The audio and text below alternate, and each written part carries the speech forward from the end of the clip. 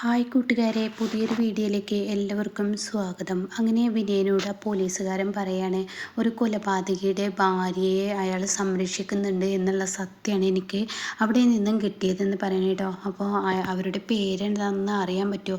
അയ്യോ, അതെനിക്ക് പറയാൻ പറ്റില്ല, കാരണം എസ് ഐ സാറ് അവിടെ ഉണ്ടായിരുന്നു. അതുകൊണ്ട് തന്നെ അങ്ങനെ പെട്ടെന്ന് കാര്യങ്ങൾ ചെയ്യാനും അങ്ങനെ പെട്ടെന്ന് എടുക്കാനും എനിക്ക് പറ്റത്തില്ല എന്ന് പറയാം കേട്ടോ. അപ്പോൾ അത് കേട്ടോട് തന്നെ വിനയം പറയുന്നാലും സാറേ, അയ്യോ എനിക്ക് ഇനിയിപ്പോൾ എന്താ വേണ്ടത്, നീ എൻ്റെ മൊബൈൽ നേരാക്കിക്കൊണ്ടാ. അയ്യോ, ഇത് വലിയ ഫോണല്ലേ, ഇതിൻ്റെ ഡിസ്പ്ലേ അത് കുഞ്ഞ് അങ്ങ് വാശിയിൽ എറിഞ്ഞപ്പോൾ പൊട്ടിയതാണ്, അതുകൊണ്ടല്ലേ ഞാൻ എനിക്ക് ഈ സഹായം ചെയ്തു തന്നത്, അതുകൊണ്ട് നീ ഇത് നേരാക്കി കൊണ്ടുപോവാ എന്ന് പറയാൻ കേട്ടോ. ഓ ശരി സാറേ, ഞാൻ കൊണ്ടുവരാം എന്ന് പറഞ്ഞിട്ട് അവിടെ നിന്ന് പോവുകയാണ് കേട്ടോ. പിന്നീട് കാണിക്കുന്നത് ദാസിനെയാണ്.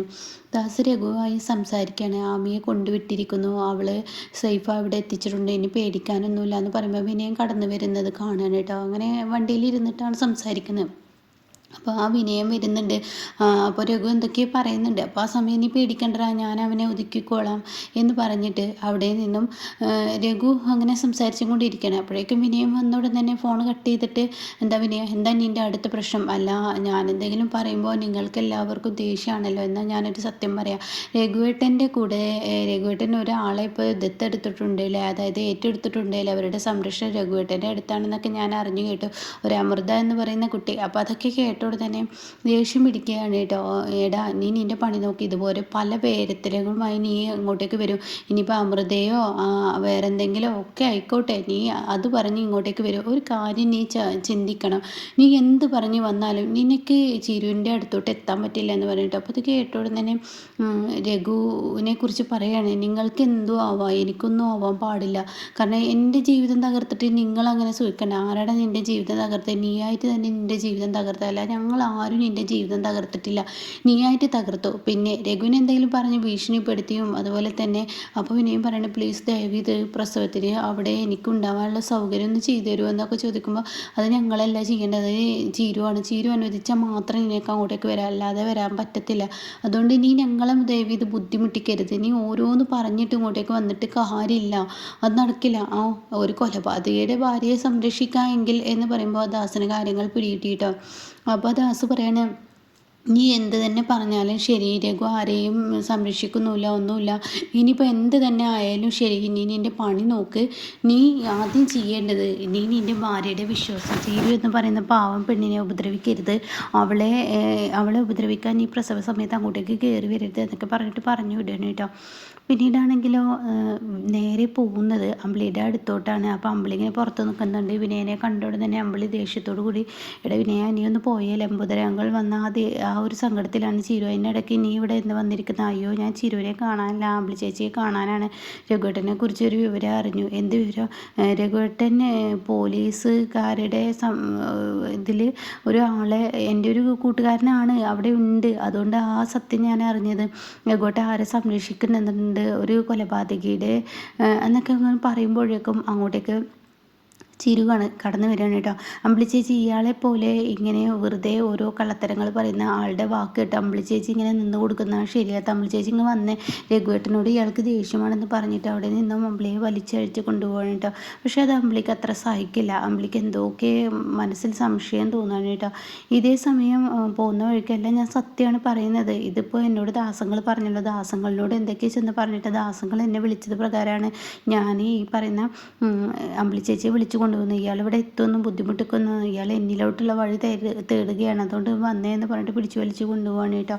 പിന്നീടാണെങ്കിലോ മഞ്ചാടി വന്നിട്ട് ചോദിക്കുക, എൻ്റെ രഘുവേട്ട, എൻ്റെ അമ്പിളി ചേച്ചി, രഘുവേട്ടനെ എന്തിനാ അങ്ങനെ സംശയിക്കുന്നത്, എന്തിനാ അതിൻ്റെ ആവശ്യം? അപ്പോൾ ഉടൻ തന്നെ ചിരി പറയണത് ശരിയാണ്, രഘുവേട്ടനെ ഇങ്ങനെ സംശയിക്കുന്നത് ഒട്ടും തന്നെ ശരിയല്ല എന്നൊക്കെ അങ്ങനെ പറഞ്ഞു കൊടുക്കുകയാണ്. അപ്പോൾ ആ സമയം ദാസ് അങ്ങോട്ടേക്ക് എത്തുകയാണ് കേട്ടോ. അപ്പോൾ ദാസ് പെട്ടെന്ന് ചിരുവിനെ അമ്പിളിയെ വിളിച്ചതെന്ന് പറയണേ. അപ്പോഴേക്കും അമ്പിളി പുറത്തോട്ട് വരണം കേട്ടോ. എന്നിട്ട് അമ്പിളി, നീ എന്താ ഈ ഓരോ ദിവസം ഓരോന്ന് ചെയ്യുന്നത്? അപ്പോൾ ദാസങ്ങൾ അകത്ത് കയറുന്നില്ലേ എന്നൊക്കെ ചിരി ചോദിക്കുന്നുണ്ട്. ഇല്ല, കയറുന്നില്ല, എനിക്ക് കുറച്ച് തിരക്കുണ്ട്, ഇവൾ ചെയ്തു വെച്ച ഒരു പ്രവൃത്തി പറയാനാണ്. ഇനി എന്താ ഈ ചെയ്തു വെച്ചിരിക്കുന്നത്? ഈ പറയുന്ന രഘുവും ശബരിയും കൂടി ഒരു ബിസിനസ്സിൻ്റെ കാര്യത്തിന് കോവളത്തോട്ട് പോയിരിക്കുകയെന്ന് എന്നോട് പറഞ്ഞതല്ലേ, നീ എന്താ പറഞ്ഞത്? അവിടെ പെണ്ണുണ്ടോയെന്നോ, രഘുവേട്ടൻ്റെ കൂടെ ആരാ ഉള്ളതെന്നോ, എന്തൊക്കെയാണ് നീ ചോദിക്കുന്നത് ചോദിക്കുന്നത്. ഞാനാണ് അവരെ അങ്ങോട്ടേക്ക് പറഞ്ഞു വിട്ടത്. നിൻ്റെ അനിയത്തിയുടെ ഭർത്താവാണ് അവൻ്റെ കൂടെ പോയിട്ടുള്ളത്. അപ്പം ഞാൻ പിന്നെ ആരായി? ഒരു പെണ്ണുണ്ടോ എന്നൊക്കെ ചോദിക്കുമ്പോൾ ഞാൻ രഘുവിന് എന്ത് കൊടുക്കുന്നത് എന്നാണ് നീ ഉദ്ദേശിക്കുന്നത്? ഇങ്ങനെയുള്ള വായിൽ തോന്നിയ വാക്കുകൾ പറഞ്ഞ് രഘുവിനെ ഇങ്ങനെ മനഃപൂർവ്വം അപമാനിക്കരുത്. ഇതൊരു മാതിരി ശരിയല്ലാത്ത പരിപാടിയാണ്. ഇത് എന്നെയും കൂടി അപമാനിക്കുന്നതിന് തുല്യമാണ്. അപ്പോൾ അമ്പിളിക്ക് അങ്ങ് ദേഷ്യം പിടിച്ച് അമ്പിളി പറയണത്, ഞാനില്ല അതൊന്നും ചെയ്യുന്നത്, നിങ്ങളാണ്. ഞാൻ എൻ്റെ ഭർത്താവിനോടാണ് സംസാരിച്ചത്. അപ്പോഴേക്കും മഞ്ചാടി പറഞ്ഞു, എന്തിനാ അമ്പിളി ചേച്ചി ഇങ്ങനെ രഘുവേട്ടനെ സംശയിക്കുന്നത്? ഞാൻ സംശയിച്ചതല്ല, ഉള്ള കാര്യം അയാളോട് ചോദിച്ചാൽ. അപ്പോഴേക്കും ചിരു പറയാ, പിന്നെ എൻ്റെ വാക്ക് കേട്ട് ചോദിക്കരുതായിരുന്നു. അപ്പോൾ ഉടൻ തന്നെ അമ്പിളി പറയണേ, ഞാൻ എൻ്റെ ഭർത്താവിനോടാണ് കാര്യങ്ങൾ വെട്ടി തുറന്ന് ചോദിച്ചത്. അത് എൻ്റെ ഭർത്താവ് ഈ പറയുന്ന ദാസങ്ങളോട് പറഞ്ഞത് അത്ര ശരിയാണോ? അപ്പോൾ ദാസ് പറയണേ, ഇനി ആദ്യമേ കയറി പിടിക്കണ്ട. ദാസനോട് പറഞ്ഞത് വേറെ അർത്ഥത്തിലൊന്നുമല്ല, നീ ടെൻഷൻ ആവണ്ടെന്ന് കരുതിയിട്ട് ഉള്ള സത്യങ്ങൾ പറഞ്ഞു വിടാൻ എന്നെ ഇങ്ങോട്ട് പറഞ്ഞു വിട്ടു എന്നുള്ളൂ, അല്ലാതെ ഒന്നുമല്ല എന്നൊക്കെ പറഞ്ഞിട്ട് അവിടെ നിന്ന് ഇനി ഇത് ആവർത്തിച്ചാലുണ്ടല്ലോ എന്നൊക്കെ പറഞ്ഞ് ചീത്ത പറഞ്ഞ് പോകുന്നുണ്ട് കേട്ടോ. ഇത് കേൾക്കുന്ന അമ്മച്ചടി പറയണേ, എന്തിനാ അമ്പിളി ചേച്ചി ഇങ്ങനെ രഘുവേട്ടനെ ആവശ്യമില്ലാതെ സംശയിക്കുന്നത്? രഘുവേട്ടനോട് എന്തെങ്കിലും പറയാനോട് നേരെ ചോദിച്ചാൽ പോരെ? അപ്പോൾ അത് കേട്ടോണം തന്നെ അമ്പിളി പറയാനും, എനിക്ക് രഘുവേട്ടനെ സംശയം അതിൻ്റേതായ കാരണത്തോടു കൂടിയാണ്. ഞാൻ എൻ്റെ ഭർത്താവിനെ അങ്ങനെ ഇങ്ങനെ സംശയിക്കില്ല, വ്യക്തമായ കാരണങ്ങൾ എന്നിലുണ്ടത് കൊണ്ടാണ് ഞാൻ സംശയിച്ചതെന്നൊക്കെ പറഞ്ഞിട്ട് ദേഷ്യത്തോടു കൂടി അമ്പിളി അവിടെ നിന്ന് പോവുകയാണ് കേട്ടോ. പിന്നീടാണെങ്കിലും ഈ പറയുന്ന സുശീലയാണ് കാണിക്കുന്നത്. സുശീലയുടെ അടുത്തോട്ട് ഇവർ വന്നിരിക്കുകയാണ്, അതായത് സോന വന്നിരിക്കുകയാണ്. എന്നിട്ട് പറയണ, അമ്മേ ഇന്നിപ്പോൾ നോമിനേഷൻ ഇല്ലയെന്നല്ല പറയുന്ന ആളെയല്ലേ നാളത്തേക്ക് നീട്ടിയെന്നൊക്കെ പറയുന്നത്, അതെന്താന്നൊക്കെ ചോദിക്കുമ്പോൾ നാളത്തേക്ക് നീട്ടിയെന്നാണ് പറയുന്നത്, അങ്ങനെയാണ് സുകുമാരി പറഞ്ഞത്. അപ്പം ഇന്ന് ഉണ്ടാവില്ല. അപ്പോൾ അവരെ ഇവിടോട്ടാണ് പോയിരിക്കുന്നത്. അവളുടെ അച്ഛനെ കാണാനായിരിക്കും പോയിട്ടുണ്ടാവുക, പുതിയ ഗൂഢാലോചന നടത്താനായിരിക്കും. അങ്ങനെയൊന്നും ഉണ്ടാവില്ല അമ്മേ, അങ്ങനെയൊന്നും ഉണ്ടാവാതിരിക്കില്ല. അല്ല, പ്രതിഭ എവിടെ? അവൾ കിടപ്പാണ്, പ്രതിഭയ്ക്ക് തീരെ വയ്യ, ഭയങ്കര ക്ഷീണവും വോമിറ്റിങ്ങും ഒക്കെ ഉണ്ട് എന്ന് പറയണ്ട. ഇതൊക്കെ സാധാരണ ഒരു ഗർഭിണിപ്പെണ്ണിനുള്ളതാണ്. ഇതിങ്ങനെ വല്ലാതെ ഇങ്ങനെ ഏറ്റുപിടിച്ച് പറയണ്ട. അതൊന്നല്ല പ്രശ്നം, അവൾ സത്യരി ഇവിടെ പുറത്തില്ലല്ലോ. അപ്പോൾ അവൾക്ക് പഠിക്കാൻ വയ്യ, അതിന് മടിച്ചിട്ട് കിച്ചണിൽ കയറാതിരിക്കാനുള്ള ഒരു ഐഡിയ കണ്ടെത്താണെന്ന് പറയുമ്പോൾ പ്രതിഭ അങ്ങോട്ടേക്ക് കടന്നു വരാനായിട്ട് സത്യട്ടൻ തന്നെ അമ്മയോട് പറഞ്ഞേക്കെന്ന് പറഞ്ഞിട്ട് സത്യൻ്റെ ഫോൺ കൊടുക്കുക. അപ്പോൾ എന്തായി കോയമ്പത്തൂരുടെ കാര്യങ്ങൾ എന്നൊക്കെ ചോദിക്കുമ്പോൾ കോയമ്പത്തൂരിലെ കാര്യങ്ങളൊക്കെ ഏകദേശം ശരിയായിട്ടുണ്ട്, എന്നാലും 2 ദിവസം കൂടി നിൽക്കണം, പ്രതിഭയ്ക്ക് വയ്യ എന്നൊക്കെ തോന്നുന്നു എന്നൊക്കെ ഇങ്ങനെ സത്യം ഇങ്ങനെ തിരിച്ച് പറയുന്നുണ്ട് കേട്ടോ. പ്രതിഭയ്ക്ക് വയ്യെങ്കിൽ നീ എന്തിനാ കൂടെയൊക്കെ വരുന്നത്, ഞങ്ങളൊക്കെ ഇവിടെ ഇല്ലേ എന്ന് പറഞ്ഞിട്ട് ഫോൺ കട്ട് ചെയ്യുന്നുണ്ടോ. നീ വരണ്ട, നീ 2 ദിവസം കഴിഞ്ഞിട്ട് വന്നാൽ മതി. എന്നിട്ട് ഫോൺ വെച്ചോണ്ട് തന്നെ പ്രതിഭയുടെ നേർക്കങ്ങ് കടിച്ച് കീറണ സുശീല. എന്തോന്നാടി നീ വിചാരിച്ചിരിക്കുന്നത്? നീ സത്യനോട് ഇപ്പത്തിന് വയ്യാത്തതൊക്കെ വിളിച്ച് പറഞ്ഞു, അതിൻ്റെ ആവശ്യം എന്താ? ഞങ്ങളൊന്നും നിനക്ക് പോരെ, നിന്നെ ഞങ്ങൾ സംരക്ഷിക്കുന്നില്ല എന്നല്ല അവന് തോന്നുന്നതെന്നൊക്കെ പറയാണ് കേട്ടോ. അപ്പോൾ ഈ സമയം പ്രതിഭ വളരെ സങ്കടത്തോട് കൂടിയിട്ട് പോകുമ്പോൾ സോന പറയുന്ന, അമ്മയൊന്നും മിണ്ടാതിരുന്നേ പ്രതിഭയെ, നിനക്ക് എന്താ വേണ്ടത്, നിനക്കെല്ലാം ക്ഷീണമുണ്ട്, അപ്പോൾ ഞാൻ വെള്ളം തരാമെന്നൊക്കെ പറഞ്ഞിട്ട് സോന അവിടെ നിന്ന് പ്രതിഭയെ കൊണ്ടുപോവാണ് കേട്ടോ. അതേസമയം സുശീല ആണെങ്കിൽ എന്തൊക്കെയോ ഇങ്ങനെ കരുതുന്നുണ്ട്. പിന്നീട് മാഷിൻ്റെ അടുത്തെത്തിയിരിക്കുന്ന അനുപമയാണ് കാണിക്കുന്നത്.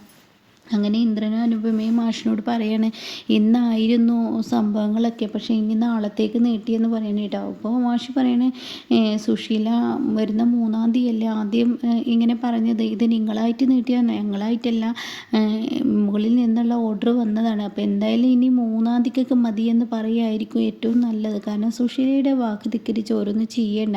അത് മാത്രമല്ല, സുശീല ഇപ്പോൾ 10 മണിക്ക് ഉള്ളിലിരിക്കുന്നുണ്ടെങ്കിൽ അവൾ എന്തോ പ്ലാന് നിങ്ങൾക്കെതിരെ കളിക്കുന്നുണ്ടെന്നാണ് അതിൻ്റെ അർത്ഥം. അപ്പോൾ അതുകൊണ്ട് അവൾ തയ്യാറാക്കുന്ന പ്ലാനുകൾ എന്തെന്ന് അറിയാനും നിങ്ങൾക്ക് 3-ാം തീയതി വരെ ഇടുകയാണെങ്കിൽ തീർച്ചയായും അതിനൊരു സാവകാശം ഉണ്ടാവും എന്നൊക്കെ ഇങ്ങനെ അനുപമൊക്കെ പറഞ്ഞു കൊടുക്കുകയാണ് കേട്ടോ മാഷ്.